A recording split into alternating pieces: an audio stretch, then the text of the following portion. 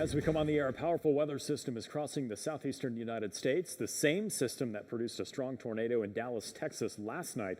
We have in-depth coverage straight ahead on this severe weather event.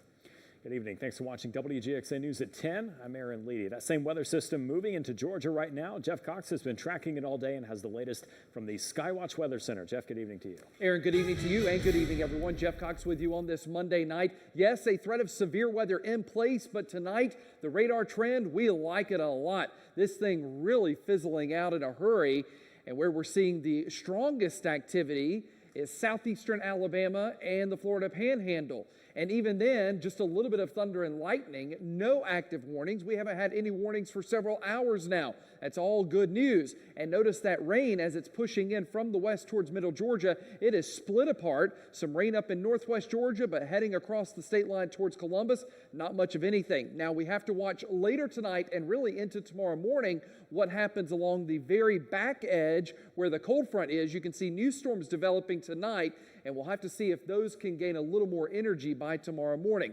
Because of that uncertainty, we are keeping the severe threat in place for overnight tonight. It's a threat level of 1 out of 5. Low in threat, but not 0. But so far, our concern level isn't very high. Let's also look ahead to what else is coming our way besides this weakening storm system are some changes the next couple of days. So behind this low-end storm threat, we'll end up seeing a little bit of sunshine by tomorrow afternoon. So the school day forecast calls for a couple of showers at the bus stop, clouds for lunchtime with sunshine for the ride home, and temperatures in the mid-70s. So yes, there is an overnight storm threat. We'll walk you through it hour by hour with the latest data coming in. But I'll tell you now, I don't think we need to stress too much. And then we'll end up with something exciting. A first look at Halloween. It's on the 10-day forecast. That's coming up in just a few minutes. All right, Jeff, we'll see you then. The system approaching the region tonight, the same one that caused the tornado in Dallas last night. The twister left thousands of people without power, caused major damage to homes and businesses. Jeff Cox has the latest there. Thank to God that we're still alive. A powerful tornado slamming Texas overnight, ripping through Dallas, causing several buildings to collapse and leaving at least 110,000 people without power. Strong winds tearing down trees, taking out power lines, and causing extensive structural damage, including to this middle school. The Dallas Independent School District canceled Monday classes at 6 schools. Aerial shots showing the front of a Home Depot store, now a twisted mess of crumpled metal. And take a look at this car, flipped on its side. I'm like, God take care of my kids and my family because I thought this was it. Like seriously, I thought this was it. While no major injuries have been reported, first responders have been going door to door in some neighborhoods to check on residents, some hurt in their own homes. You could hear like branches hitting the windows and stuff. I thought the roof was going to fall off. Officials with the National Weather Service said the twister touched down near Dallas Love Field Airport and moved northeast through Dallas, a densely populated part of the city. I think we should consider ourselves very fortunate that we did not lose any lives. And we've learned that staff at the Home Depot that was hit knew that bad weather was on its way, and management made a decision to close the store early. The twister hit not long after the building was empty. Continuing coverage tonight following Tropical Storm Nestor. That storm brought severe weather to Crisp County Saturday. The National Weather Service confirming a tornado hit Cordele during the storm. We were there right after it touched down. It had winds of 75 miles per hour and was as wide as a football field. And there was some damage to the farmers market on Highway 41. The tornado was on the ground for over 2 miles before it lifted. No injuries were reported. Over in Dooley County, repairs are still being done to the roof of the Tyson chicken plant following the weekend storm. The plant was closed today because of damage. We spoke to the Emergency Management Agency and spoke to the director, Kenny Calhoun, to see more on how that plant was damaged. The roof was built to certain specifications, and I think the fact that the rain just came so fast that the drainage system could not handle it. And officials say no one was hurt when that roof collapsed. Happening now, a student attending Georgia College and State University is recovering in the hospital after being hit by a vehicle over the weekend. The 22-year-old was flown to the Medical Center Navicent Health in Macon with serious injuries. The Georgia State Patrol says the student was struck by an 18-year-old male who said he was blacked out. He was taken to a hospital. The incident is now making some students on campus more aware of their surroundings. Really puts things into perspective of what it's like to walk around campus, just being more aware of your surroundings and that life is a little short. I'm safe walking around campus. I know that it's a good, safe campus to be around. You know, accidents do happen, and it happen almost anywhere. No one has been arrested or charged yet in the incident, but GSP says charges are pending. They also say drugs and alcohol are not suspected. This isn't the first time a student has been hit by a vehicle. Back in early February, a Georgia Military College student was fatally hit by a bus. 21-year-old Logan Jones was riding his bike when he was hit by a Georgia College bus. The bus reportedly hit Jones at the intersection of Hancock and Clark Streets. Across the state tonight, we know the names of 3 soldiers killed during a training incident in Georgia. And officials say Sergeant First Class Brian Jenkins, Corporal Thomas Walker, and Private First Class Antonio Garcia died in an accident at Fort Stewart Hunter Army Airfield. The soldiers were riding in a vehicle that rolled off of a bridge and was submerged upside down in a stream. It is hard enough when you lose one soldier, but when you lose 3 at one time, that pain is amplified. And we are really feeling and sharing that pain across the division and across our entire community. A memorial service will be held at the base for the soldiers, but no date has been set yet. 3 other soldiers suffered non-life-threatening injuries. A heated Warner Robins City Council meeting tonight as a main topic of discussion was the recent allegations regarding the Public Works Department. Now, the allegations include improper hiring and promotions, job opportunities being held, and other issues. City employees under investigation. City Council member Darren Lee and Mayor Randy Tom saying tonight this behavior stops here. And the line is, as Mr. Lee just stated, the line is tonight, it ends. So that kind of stuff ends as far as allowing people that have been doing things over the years. You can't do the things you used to do 20 years ago. You can't do that anymore. How far back does that line go? I don't know yet. But I'm willing to go out there and find the truth. That's what I'm willing to do. And an allegation of corruption, if it's here, I want to find it. The city of Warner Robins has hired an outside administrative investigator to look into the allegations following the complaint. Interim Public Works Director Craig Woodyard was placed on administrative leave. I'm Christine Frizzau in Washington, where top immigration officials now say sanctuary laws are costing lives. I'll have the story coming up.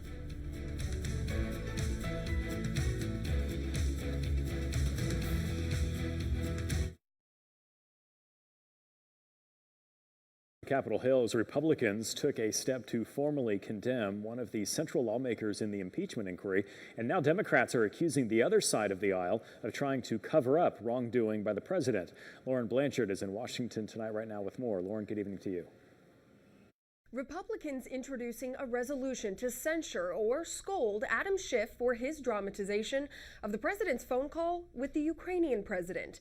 They're accusing the chairman of discrediting his committee's work. Resolution condemning and censuring Adam Schiff. But just as quickly, the resolution tabled. In the opinion of the chair, the ayes have it. The motion is not adopted. Democrats calling the resolution an attempt by Republicans to cover up the president's abuse of power. Schiff tweeting after the vote, quote, "It will be said of House Republicans when they found they lacked the courage to confront the most dangerous and unethical president in American history, they consoled themselves by attacking those who did."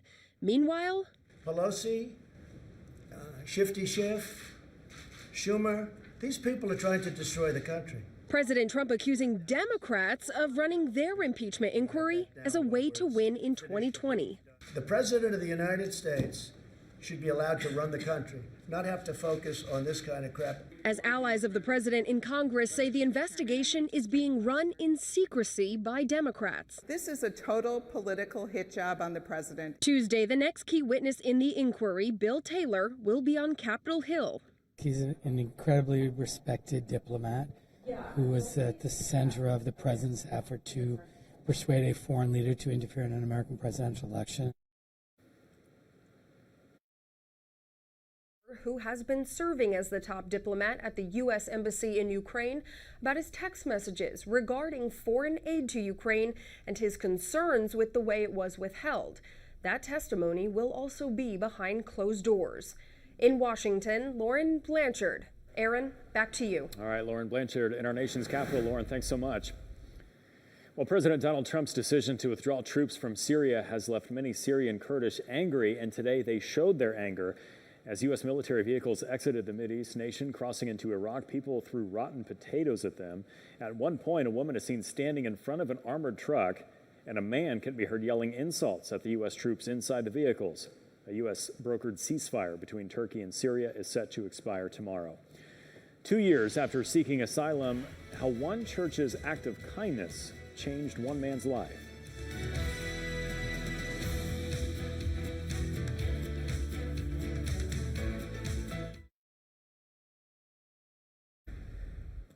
Developing now, authorities say a man wanted in the deaths of 2 people in East Alabama could be in the Atlanta area. A statement from the Alabama Law Enforcement Agency says Aaron Flynn Guess may be traveling in Georgia in a gray 2019 Kia Optima with an Alabama license plate. The agency says Guess has a history of mental illness and is believed to be armed. Authorities say Guess has talked about resisting any attempt to apprehend him. The Supreme Court of Georgia has ruled against the state and upheld a Telfair County Court's dismissal of the murder indictment against Ronnie Towns for the 2015 murders of Bud and June Runyon. Towns was charged with luring the elderly couple from Marietta to rural Telfair County under the pretense of selling them a 1966 Ford Mustang that Towns had advertised on Craigslist. Towns' lawyer filed a motion to dismiss the indictment, arguing some of the grand jurors hadn't been selected randomly as required by law. The Supreme Court agrees to take up a major immigration case concerning the rights of undocumented immigrants seeking asylum to challenge their expedited removal proceedings. The Trump administration had asked the court to review a ruling that would allow those who have been denied asylum to make their claims in federal courts. Now, if the opinion of the Ninth Circuit is upheld, it could open the doors to more asylum seekers, and that would run counter to the administration's policy to dramatically limit who is eligible for asylum in the U.S. Expedited removal proceedings can allow immigration authorities to remove an individual without a hearing before an immigration judge. It's been 2 years for one man who sought sanctuary at a church and is still there.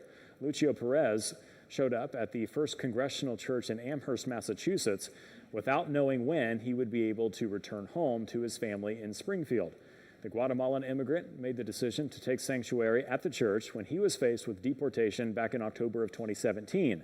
The current U.S. Immigrations and Customs Enforcement policy directs ICE agents to avoid enforcement activities at sensitive locations such as churches, hospitals, and schools.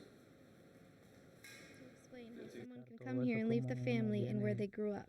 It's difficult because we leave our country for many reasons. We try to look for a place for our family and for ourselves where there's no corruption and where we don't have to grow up among gangs and live in danger. Now, the only time Perez left the church in the past 2 years was when he got sick last spring and required emergency surgery. Other than that, he says he's limited to the church and the yard outside. He also wears a GPS monitoring bracelet around his ankle. The murder of a 16-year-old in Washington state is raising red flags tonight after some top officials there say that it could have been prevented. Now, the suspects are 2 MS-13 gang members who had prior arrests, but the proper agencies were not notified due to the sanctuary laws in place. Sinclair National Correspondent Christine Frizzell reports. Told me all time that when you grow up, I give you one house for you. The family of 16-year-old Juan Carlos Con Guzman in shock after the high school student showed up for a planned fight and instead lost his life. Court documents show he was brutally beaten with a baseball bat, his neck repeatedly chopped with a machete, his dismembered body thrown into the river. Police say the suspects are undocumented immigrants from El Salvador. Carlos Orlando Irahita Vega and Rudy Osvaldo Garcia Hernandez, both self-proclaimed MS-13 gang members, one with a long criminal history, who had an ICE detainer lodged against him. But King County in Washington state, where the murder occurred, has a sanctuary law, preventing local law enforcement from sharing information with federal ICE officials. This was a preventable murder. Ken Cuccinelli is acting director of the Department of Homeland Security's Citizenship and Immigration Services. The local law enforcement authorities refused to turn him over to ICE, refused to communicate with ICE, and so this murder happened. Had they done that, this person would be out of the community and out of the country and deported. But supporters of the laws say they're necessary to protect other undocumented immigrants. Sanctuary cities laws were always put in place to make sure that everybody felt like they could reach out to the law enforcement. When they're seeing a crime on the street, they're being abused by a spouse, that they could still reach out, not being concerned about their immigration status. The merits of sanctuary laws could be part of the discussion should Congress decide to take up comprehensive immigration reform. But until that time, state and local laws may continue to clash with federal ones. The topic will also likely be a flashpoint as the 2020 election campaign heats up. On Capitol Hill, I'm Christine Frizzell.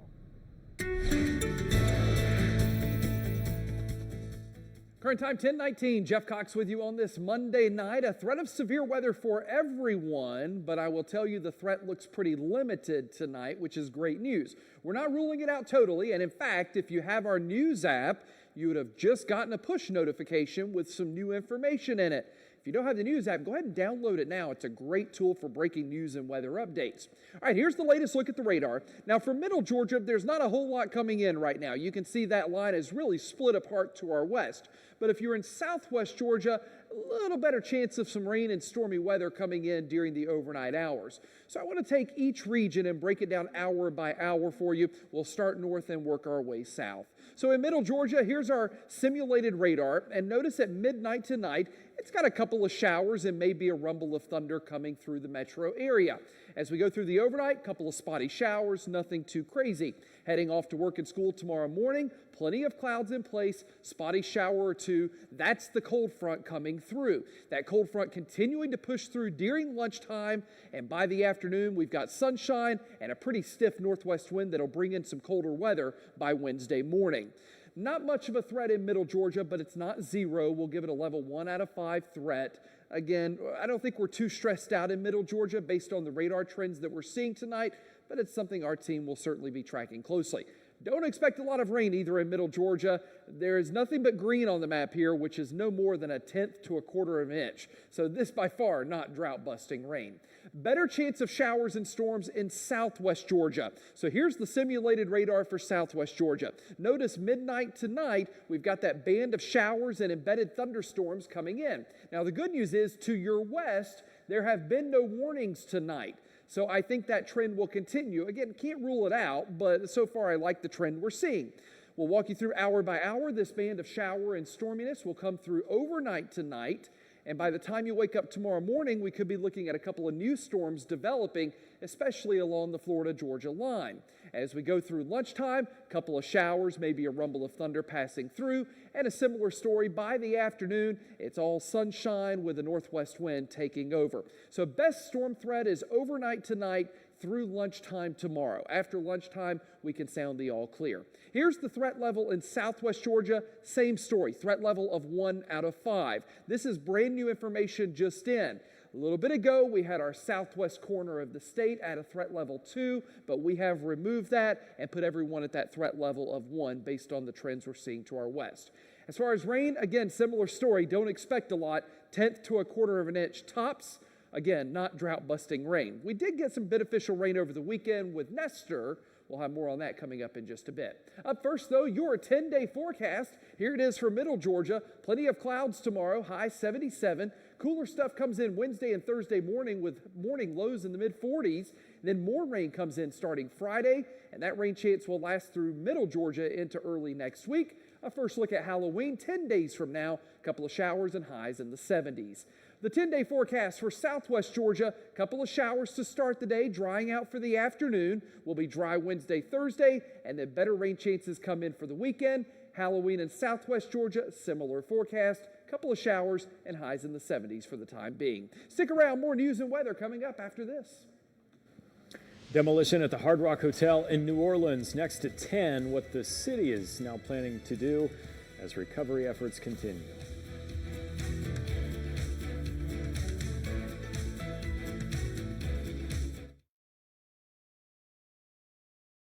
Research from a scientist at the University of Washington shows that being surrounded by nature may improve your health and wellness. Jake Mammon is here with the effects that nature can have on human health. Jake. Aaron, when you clock out of work for the day, you may be leaving behind stress for a walk in the park, a bite to eat out on the patio, or to relax in a hammock in your backyard. Suddenly, you feel calm and re-energized from your day. There's a reason for this. We were pretty much designed in nature, going from hunter-gatherers to agrarian. As a species, we have spent most of our time in nature. Bruce Kahn, a therapist at Coliseum Medical Centers, says just like animals in a zoo, humans who live in an unfit habitat undergo social, psychological, and physical breakdowns. Humans are affected the same way. We can't live in concrete boxes. We need to live somehow in nature. Kahn says there's a correlation between the change of seasons and the effect it has on our neurochemistry. As the days continue to get shorter, it's important to try and make time to get outside when you can. There was one study that just meditative walking in a forest was shown to have positive psychological effects. Clocking in and out when it's dark is a good example of how easy it is to miss out on getting that amount of sunlight that you need. Sally Stearns with United Health Group suggests taking a break here and there can help out tremendously. Just that little brief time to get away, stretch, get the blood flowing, get some fresh air, makes a really big difference. Not to mention, where we live can also affect how we behave. And if we're in a greener environment where it's easier to be neighborly and get to know our neighbors, so this idea of tend and befriend becomes a natural response of humans in a healthy environment. Now, if you're looking for places to go or things to do in Middle Georgia, Kahn says Emerson Park, Lake Tobesofkee, the Riverwalk, and any trails you can find are great places to go and walk and clear your mind. Reporting in the studio, I'm meteorologist Jake Neiman. Jake, thanks so much. Current time 10:26. All eyes on the Atlantic Basin. After all, it's still hurricane season, but the good news is there's not much to put our eyes on. Things are very quiet in the tropical Atlantic with about 5 weeks left in the hurricane season. Quiet is a good thing. Certainly over the weekend, it was not quiet. We had Tropical Storm Nestor, and it ended up being exactly what we expected. Damp, dreary, breezy, and possible severe weather. We ended up with a few tornado warnings and some angry folks at me for breaking into your evening plans on TV. But in the end, we did it, and I'm glad we did because we have a confirmed tornado in Crisp County. Here's the path as analyzed by the National Weather Service. Touchdown on the northwest end of town, crossed 41 in Crisp County, crossed 75, and then eventually lifted. It was on the ground for 2.1 miles, was 100 yards wide. Imagine a football field wide tornado coming at you. That's what we had in Crisp County. Max winds were at 75 miles per hour, did quite a bit of damage there at the farmers market in Cordell. So I know you got mad at me Saturday night for breaking into programming and covering this tornado warning, but folks, that's why we did it, because there was actually a tornado there. Let's talk about the rain as well. Southwest Georgia, you didn't get a lot of rain, but my goodness, Middle Georgia, we were soaking wet. And the supercell, essentially, I don't know if we'll call it a supercell thunderstorm. It was a pretty big thunderstorm, but it was the center of circulation with Nestor. And that's what dropped that tornado in Crisp County, but it also produced flooding rains. Look at that swath of rain from Vienna all the way to Eastman and Chauncey. We're talking inches and inches of rain.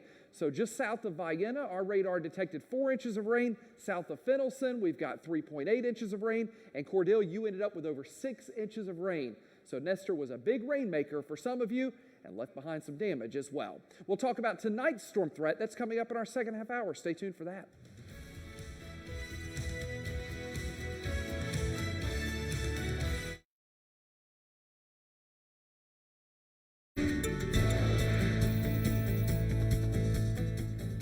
Happening now at 10:31, a chance of storms overnight. Let's bring in Chief Meteorologist Jeff Cox. Jeff, you're not too worried about that, though. Right now. Could we hear a few rumbles of thunder overnight? It's certainly possible, but the threat of severe weather seems pretty low right now. Welcome into the Skywatch Weather Center. We've got a live look at the radar here. Now, if you're in Middle Georgia, look off to the west. I mean, that line is all but fallen apart. So I think for Middle Georgia, we'll have to watch what happens along the actual cold front, which is just now crossing into Alabama. But this leading edge poses a greater risk for southwest Georgia, where the rain is now crossing into the state from Dothan. And there are some rumbles of thunder with that at times, but again, no warnings. So could we see a strong or severe storm overnight, especially in southwest Georgia? I can't rule it out, but so far the threat seems pretty limited. I think we're all okay with that.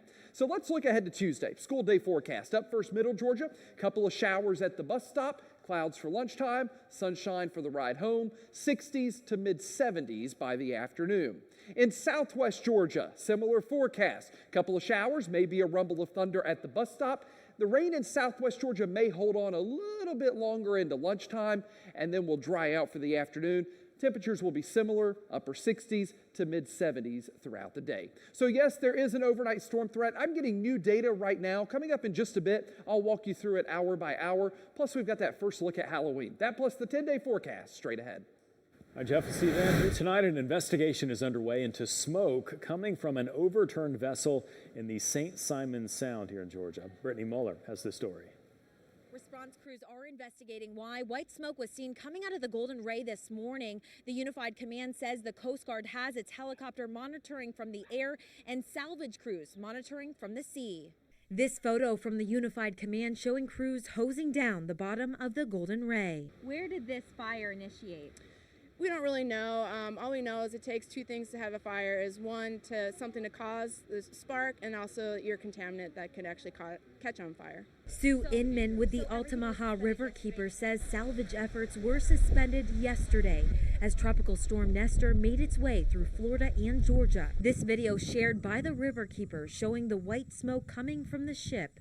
Although more than 250,000 gallons of fuel have been removed from the Golden Ray so far, Inman says there's still a concern about other pollutants. But there's still a lot left, and that includes everything from all the vehicles that are still inside. I think as an islander, and speaking for people that live here, one of the biggest concerns is pollution. The Unified Command says the 656-foot vessel is being disassembled in place in the St. Simons Sound after maritime experts have determined it is not possible to safely right and refloat the ship in a fully intact condition. Barry Bartow is a resident on the island. I finished my breakfast, grabbed my camera, and came on down. Yeah. Bartow came to the St. Simons Pier to see the smoke firsthand. That's the big thing here is curiosity. Everybody wants to come down. 7 weeks since the Golden Ray overturned into the St. Simons Sound, it's still creating a spectacle for residents and tourists alike. The Unified Command says this is a long, complex process that will take time. Now, we do not have an exact timeline on when the Golden Ray will be disassembled, but we will keep you updated as we learn more. Reporting from St. Simons Island, I'm Brittany Muller, Channel 4, the local station. 2 construction cranes were demolished at the partially collapsed Hard Rock Hotel construction site in New Orleans yesterday afternoon. Now, parts of the hotel collapsed more than a week ago, killing 3 people. The city's efforts to recover the bodies of 2 workers was hindered by the unstable structure and damaged cranes. As the city tried to implement proposed plans to bring down the cranes, engineers learned they were worse off than they thought. We know that we are safer now than we have been in the past 8 days. So the very next step is search and extraction. With the cranes gone, crews can now start searching for the 2 bodies still trapped in that rubble. 10 days into the search for an abducted 3-year-old girl, a community in Birmingham, Alabama is now turning to prayer. More than 100 people came together over the weekend for a prayer service, just steps away from where the 3-year-old Camille McKinney disappeared. They came, they sang, they cried, and they prayed at St. James AME Church in North Avondale Saturday morning. Mary Cromlin felt like she just had to be here and made the trip up all the way from Montgomery. We're believing with this family that Cupcake is going to be found. God is able to do all things, and we believe God for the location of Cupcake. Last Saturday, 3-year-old Camille Cupcake McKinney was abducted from the area of Tom Brown Village and has not been seen since. Police have been hard at work keeping up the search and released surveillance video Friday morning that they believe shows Cupcake following an unknown man out of the camera's line of vision. But even with these efforts, Cupcake is still not home. That's why Alvalin Sanders Swafford, the pastor at St. James AME Church, helped bring the community together in prayer. To come together as a community, to stand together and say we are standing with the family, we are believing in the power of prayer. Hugs were extended, cards were left behind, and solidarity was shown. But for those responsible for Cupcake's abduction, a message rang unmistakably clear. We ask right now that you would unharden your heart. No matter how it looks, no matter how fearful that you may have gotten, just release her. Just release her. Just release her. Do the right thing. Crisis averted at one high school. Straight ahead, hear from a coach who risked it all.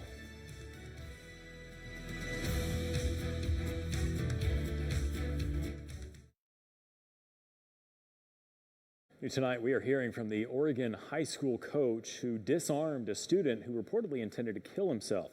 Surveillance video then showed the coach embracing the teen. Angel Granados Diaz walked into his Northeast Portland, Oregon high school campus back in May, armed with his shotgun and loaded with a single shell. This newly released surveillance video shows us what happened next. That's campus coach and security guard Keenan Lowe encountering Diaz at the entrance to a classroom. He grabs the gun with one hand and reaches for the crisis-stricken 19-year-old with the other. What follows was a consoling hug and a conversation, allowing police time to respond and take control. Coach Lowe has kept a relatively low profile for the last 5 months, only discussing that moment publicly a few times, including this interview with GMA after it happened. I feel like I was put in that room in that very moment for a reason, to protect those kids. And I ended up getting the gun from him. Getting the gun with my right hand and holding them off with my left hand and calling for a teacher to come grab the gun from me. The surveillance video confirms accounts from witnesses and likely reassures parents who had feared the worst on that summer day. By the grace of God, nobody was hurt in this one, so I'm very thankful for that. Earlier this month, Diaz pleaded guilty to unlawful possession of a firearm and was sentenced to 3 years probation. As part of the deal, he'll get mental health and substance abuse treatment. In a statement, the deputy district attorney confirmed Diaz never intended to hurt anyone other than himself. The DA's office also determined the weapon did not fire when Diaz pulled the trigger, giving a consoling coach time to act. Suspended Broward County Sheriff Scott Israel is days away from finding out whether or not he'll get his job back. Florida Governor Ron DeSantis suspended Israel in January, citing failures related to the Marjorie Stoneman Douglas High School massacre and the Fort Lauderdale Hollywood International Airport shooting. Now, some parents of students who were killed in Parkland strongly oppose Israel's reinstatement. Scott Israel championed bad policy. Scott Israel was responsible for BSO's culture. Scott Israel accepted inadequate training. As Broward Sheriff, Scott Israel was the #1 threat to public safety. We call on the Florida Senate to uphold Governor DeSantis' suspension of Scott Israel. Thank you. Today, we're going to stand here and we're going to do everything we can to ensure that the citizens of Broward County are safe and stay safe, and that Scott Israel has nothing to do with their safety ever again. Thank you. And a special investigator says Israel should return to duty, saying DeSantis failed to prove the charges in the suspension order. The Florida State Senate is scheduled to have a final vote on Wednesday. 4 drug companies forced to pay $260 million in a historic settlement, the role they're accused of playing in the deadly opioid epidemic. Next.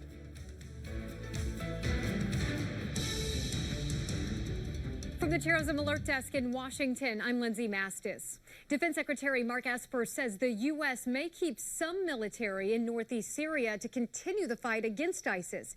This is video obtained by CNN, and it shows some U.S. forces leaving and traveling to Iraq. But while in Kabul, Esper revealed some forces have yet to withdraw in order to help Kurdish fighters secure oil fields so that they won't be taken over by ISIS. He has yet to present that possible plan to President Trump. And as some U.S. troops left, Syrian Kurds threw rotten potatoes at them. Many are angry and believe the U.S. is abandoning them despite their efforts to help the U.S. in the war on terror. The ceasefire between Turkey and Syria is expected to expire on Tuesday. At the Terrorism Alert Desk in Washington, I'm Lindsay Mastis.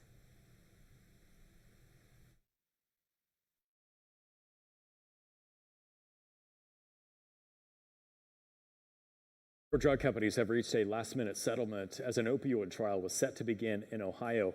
AmerisourceBergen, Cardinal Health, and McKesson will pay a collective $215 million immediately.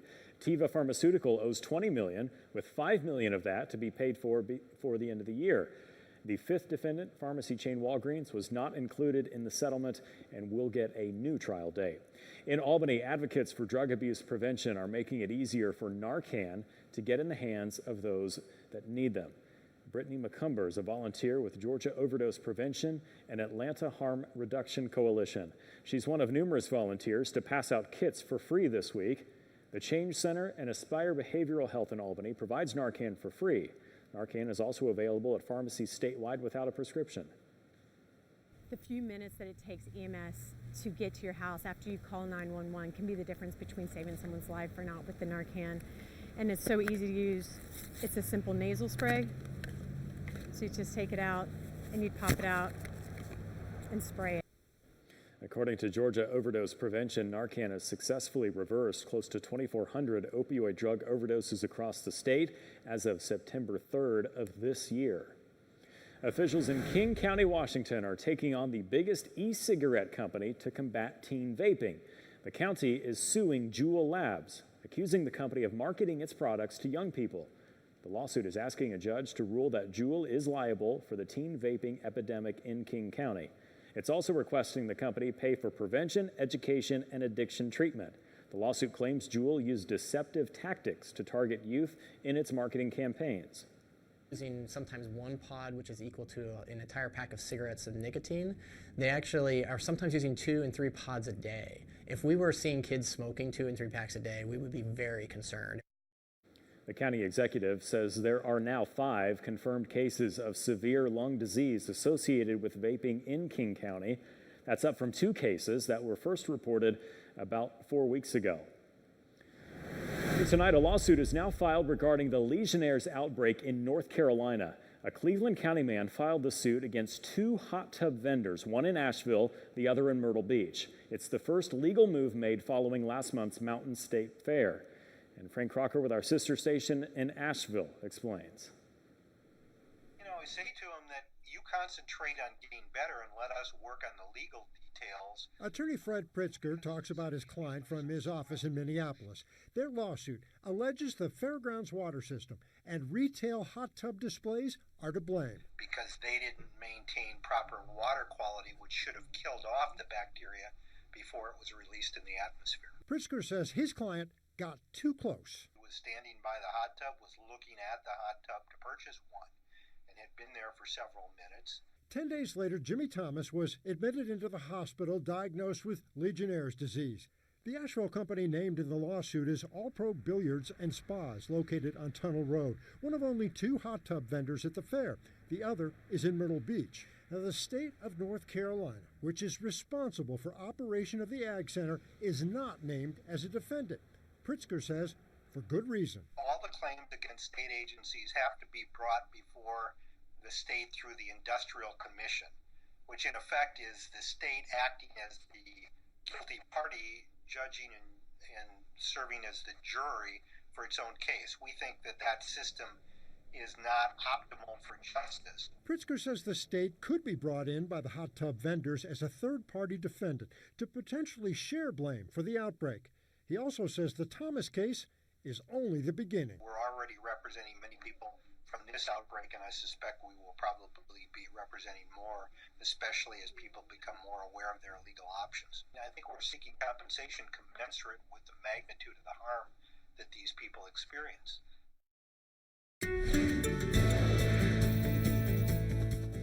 It's a tough story to watch. You may or may not know, I'm from Asheville. I grew up going to the Mountain State Fair, and it's such a fun event for family and friends. Think the Georgia National Fair, same thing, right? So it's tough to see that bad light shed on the fair, so hopefully they'll get to the bottom of it and get things taken care of. All right, let's talk about this rain coming in. Middle Georgia, it may be a lack of rain for you, but Southwest Georgia, yeah, it's knocking on our doorstep. So we'll get some rain overnight tonight, but for Middle Georgia to our west, boy, that thing just fell apart quickly. It doesn't mean we won't get anything, but certainly the greater rain chance is going to be in the southwest corner of the state. So let's walk everything through hour by hour tonight. We'll talk about what we know. Middle Georgia, simulated radar. It's showing midnight tonight, maybe a couple of showers, maybe a rumble of thunder, especially south of Warner Robins. That'll move on through overnight. Waking up tomorrow morning to plenty of clouds. Hopefully we can dodge the fog. How about that fog this morning? It was incredible. You couldn't see very far in front of you in some places, so hopefully we won't get a repeat of that tomorrow morning. By lunchtime, a couple of showers coming through, and by the afternoon, it's sunshine and a pretty stiff northwest wind. So that cooler weather will start coming in tomorrow afternoon. Let's talk about the storm risk in Middle Georgia. We've got it at a threat level of 1 out of 5.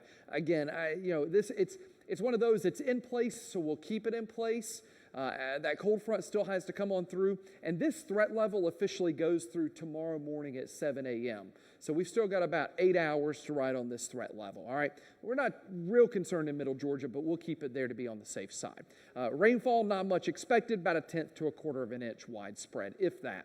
All right, Southwest Georgia, better rain chance coming in. So notice at midnight, Americus, Dawson, Morgan, Blakely, and Colquitt starting to see that rain come in, maybe a couple of rumbles of thunder. That band will move through during the overnight hours. Even tomorrow morning at 7 o'clock could end up with a couple of showers and storms still developing. Cold front will push through during the day, so by lunchtime, the showers that are out there are right along the cold front.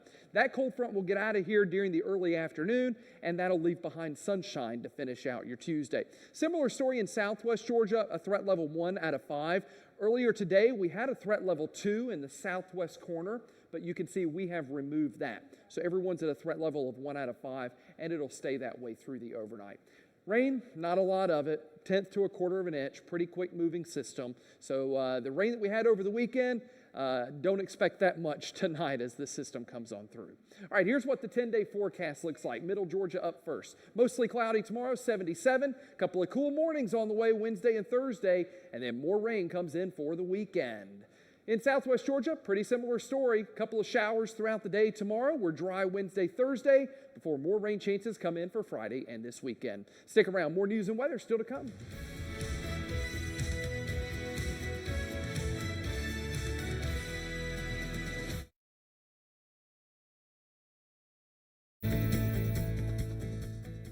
Welcome back. Current time 10:55. Time for your hurricane season update. We're looking at the Atlantic Basin from the Gulf of Mexico all the way to Africa.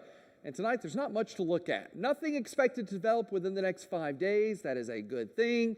We are on the downward side of hurricane season, so shouldn't be a surprise that things are turning a little bit quiet.